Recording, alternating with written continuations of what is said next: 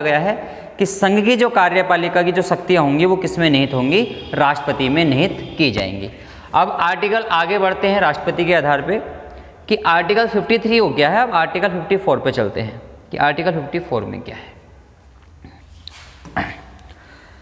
Article 54 में देख लेते हैं कि आर्टिकल 54 में क्या लिखा हुआ है।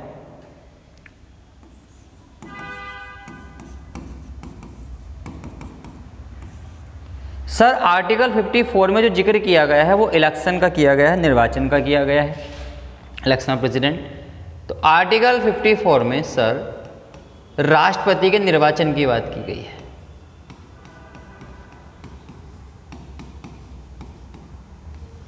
राष्ट्रपति के निर्वाचन का जिक्र किया गया है।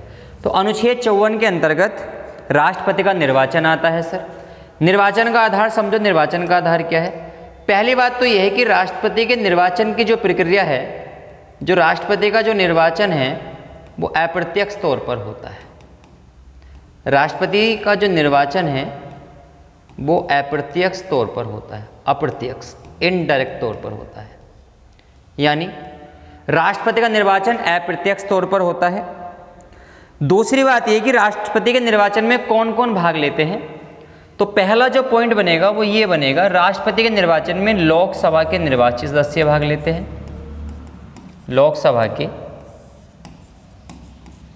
लोकसभा के निर्वाचित सदस्य भाग लेते हैं।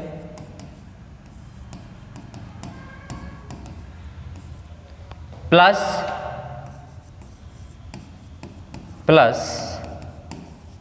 राज्यसभा के, यानी लोकसभा के निर्वाचित सदस्य भाग लेते हैं प्लस राज्यसभा के भी निर्वाचित सदस्य इसमें भाग लेते हैं।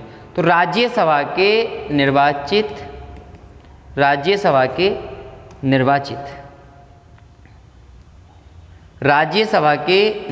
सदस्य भाग लेते हैं। तीसरे पॉइंट में ये बनेगा कि सभी राज्यों की विधानसभाओं के जितने भी एमएलए होते हैं, सभी राज्यों की विधानसभाओं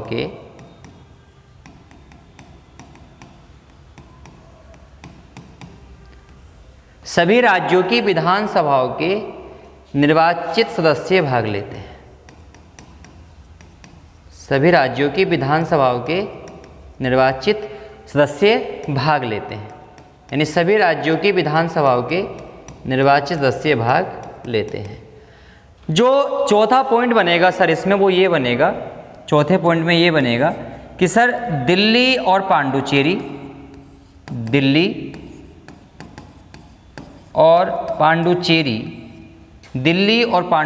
विधानसभाओं के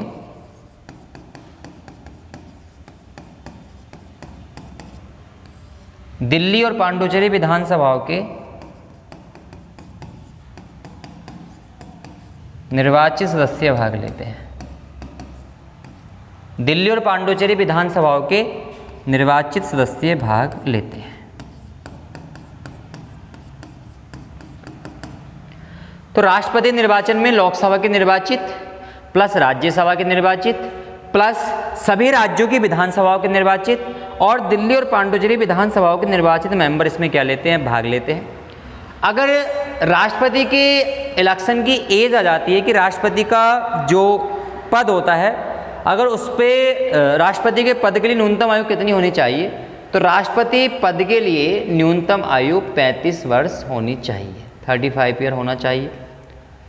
दूसरी बात यह है कि राष्ट्रपति की जो राशि होती है आरबीआई बैंक में जो राशि उनको जमा करनी पड़ती है, आरबीआई बैंक में जो राशि जमा करनी पड़ती है राष्ट्रपति महोदय को, तो वो 15,000 रुपये की राशि होती है।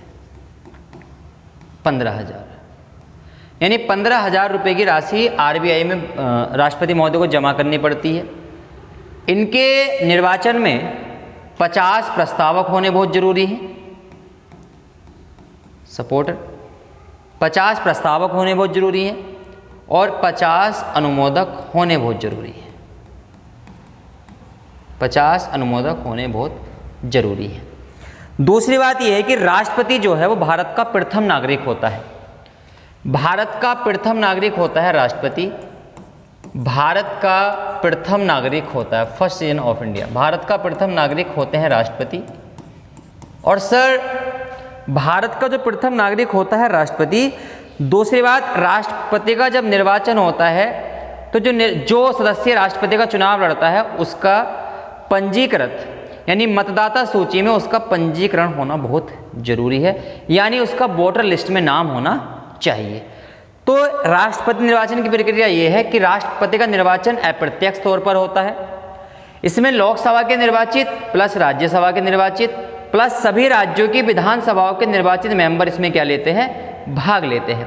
यानी सभी राज्यों की विधानसभाओं के निर्वाचित मेंबर इसमें भाग लेते हैं। दिल्ली भी इसमें भाग लेता है, दिल्ली की विधानसभा मेंबर भाग लेती है।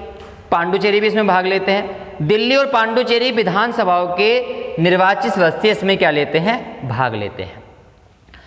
आरबीआई को राष्ट्रपति महोदय, आरबीआई बैंक में राष्ट्रपति महोदय को 15,000 रुपये की राशि जमा करनी होती है। यानी राष्ट्रपति का चुनाव लड़ने के लिए राष्ट्रपति महोदय के साथ 50 प्रस्तावक का होना जरूरी है और 50 अनुमोदक का होना बहुत जरूरी है। आरबीआई से अगर क्वेश्चन बनता है तो बहुत अच्छा फैक्ट है आरबीआई से सर। आरबीआई फुल फॉर्म होती है reserve bank of India. RBI की स्थापना हुई थी 1 अप्रैल 1935 को। आरबीआई की स्थापना 1 अप्रैल 1935 को हुई थी। इस समय वर्तमान में आरबीआई का जो मुख्यालय है, यानी आरबीआई की जो स्थापना हुई थी वो 1 अप्रैल 1935 को हुई थी। आरबीआई का फुल फॉर्म है रिजर्व बैंक ऑफ इंडिया। और आरबीआई का जो मुख्यालय बनाया गया है, वर्तमान में जो आरबीआई का हेडक्वार्टर है वो मुंबई में है सर। आरबीआई का जो मुख्यालय है वो मुंबई में है।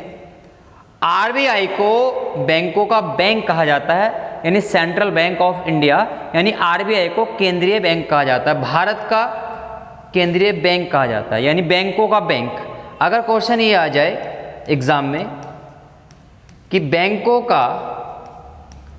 का बैंक किसे कहा जाता है, तो सर बैंकों का बैंक जो कहा जाता है वो किसे कहा जाता है, आरबीआई को कहा जाता है। तो ये राष्ट्रपति के निर्वाचन की प्रक्रिया थी। एक बार इसको आप लोग देख लेना आराम से, इसको नोट डाउन कर लीजिए प्लीज़।